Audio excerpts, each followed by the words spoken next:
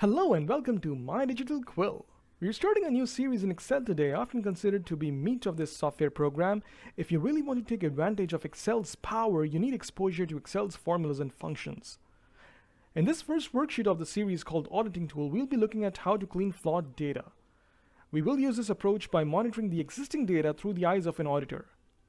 Now, I've provided a link to this exercise file in the description link below for your reference. Please access it so we can make the best of our lesson for today.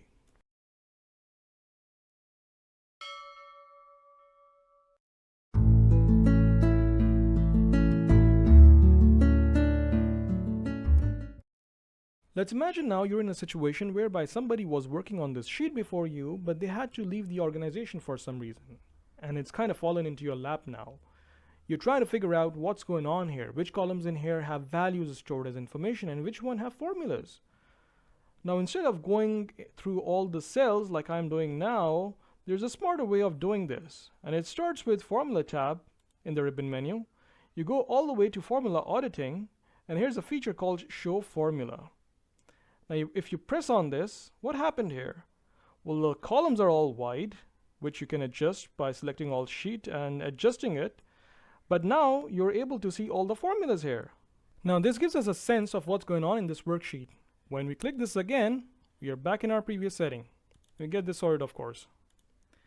This command show formula, sometimes known as toggle command, has a sweet shortcut for pro auditor who use their hand in these kind of numbers all the time. And that's Control tilde. Now, tilde is a key right beside key 1 of your laptop or your desktop to its left. So what happens when we press Control tilde? It shows us the formulas. And then we press Control tilde again to go in previous setting. So it's faster than using the command through ribbon menu button.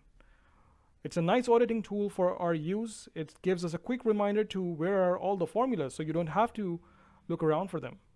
Now, a companion to this feature, but a totally different one, is based on a command found on the feature in Home tab in the ribbon menu.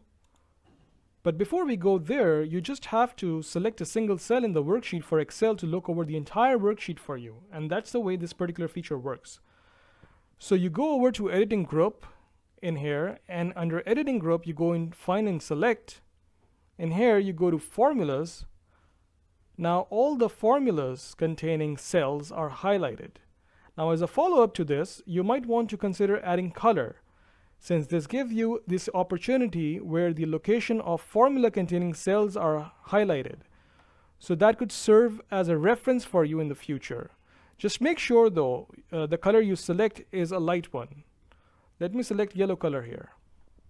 Now, a shortcut for this feature goes by pressing F5, and then go in Special, and we click Formula, press OK. Now, all the formula containing cells are again highlighted. So this way we don't have to go to the ribbon menu. Now, after figuring out where are all the formulas in the worksheet, next important aspect for the auditor is to know on which cell do these formulas depend upon. I've used a simple linear example here for you to consider, but the actual sheet could be very complex and detailed, and this feature helps us in those situations. Now, knowing my formulas are in column G and K, we are now looking for the dependencies of the cell in these columns. Now, if I go in a column and you see in this cell G5, for example, the data is coming from F5.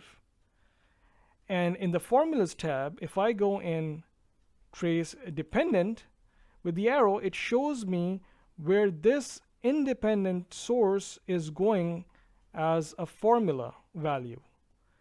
And so as I remove this arrow and take this conversely with Trace Precedent, it will show me where is the information for this formula is coming from. Let me remove the arrows now. It's important to note here that the more dependencies there are in a certain formula, the more set of arrows it will display at each click. So we've seen two viable commands here in today's lesson to audit the worksheet. The first deal with the location of the formulas, and the second deals in locating the dependencies of those formulas.